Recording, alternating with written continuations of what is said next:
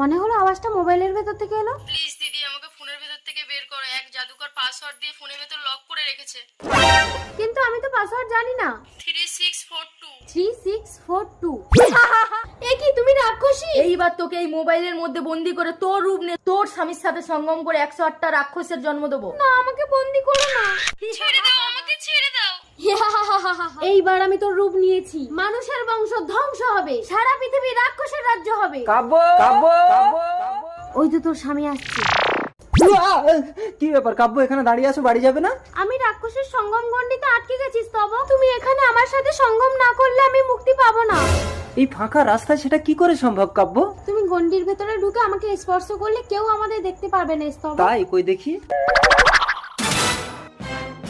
ও রাক্ষসী, ওকে স্পর্শ করো না স্তব। मेरा नाम चादू, আমি দেখাই জাদু, রাক্ষসী মোবাইলে কাবু। প্লিজ আমাকে